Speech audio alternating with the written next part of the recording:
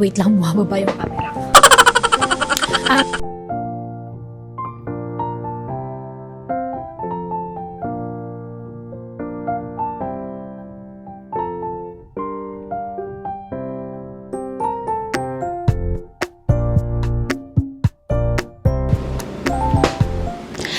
Hi guys! Welcome back to my channel. My name is Mary Det and I am a full-time freelancer.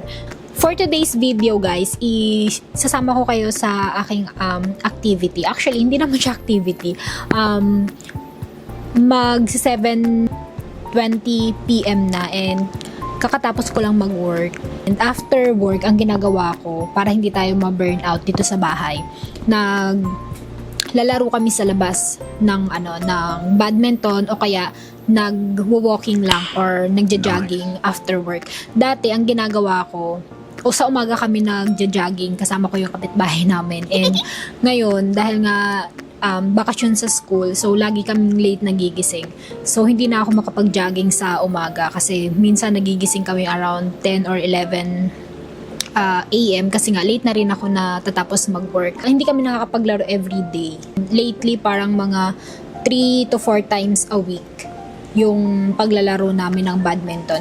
At least okay na yun, at least nakakalabas tayo or nakakapagawa tayo ng activities. Kasi syempre alam naman natin na pag work from home, madalas talaga tayong nakaupo dahil nga sa work natin.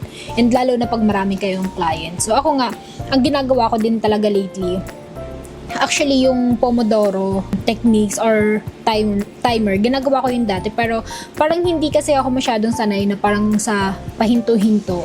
Pero ngayon, dahil nga lagi nang sumasakit yung likod ko, tinake ko rin talaga yung advice ni Sis Kim na gamitin yung Pomodoro timer, which is yung mag-work ka ng 25 minutes and then 5 minutes na break, and then after 5 minutes break 25 minutes ulit, tapos 5 minutes, and then parang mga 3 or 4 times na 5 minutes yung break, and then after that parang 15 hours break. So ganun yung ginagawa ko. And ayun, ang ginagawa ko sa mga 5 minutes na yun, minsan naglalakad-lakad lang ako. Tapos, minsan yun yung time na magsisiyar ako or iihi, ganun. So, ayun. Or minsan, humihiga lang ako, nagbabrowse sa cellphone ko. Basta, yung may ginagawa ako dun sa, or tumatayo ako dun sa 5 minutes na yun. Minsan, ang ginagawa ko dun sa 15 minutes na long break. Minsan, umiidlip ako, ganun. Or maghuhugas ng plato, ganun. So, basta,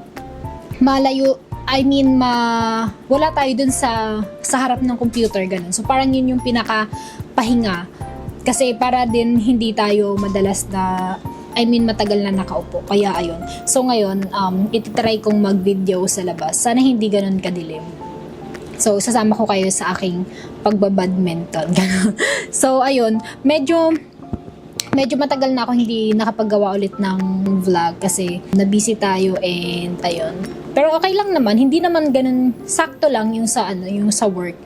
Ganun talaga, marami naman talagang ginagawa sa work. Pero ayun, dun sa day off ko kasi nung last time, syempre yung para hindi naman tayo puro trabaho.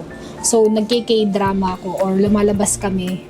Pag ganun kasi hindi ako nakakapag-vlog. Nahihiya ako mag-vlog sa labas, kaya madalas yung vlog ko mga ganitong sit-in vlog lang. So ayun. Ewan ko, minsan parang nakakahiya kasi mag-vlog dito sa atin kasi pag may makitang camera, maraming nakatingin. So ayun, nakakahiya.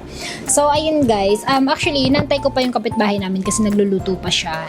Mag-work muna ako habang nag-aantay sa kanya. So see you later. Ayan, mag-work muna ako.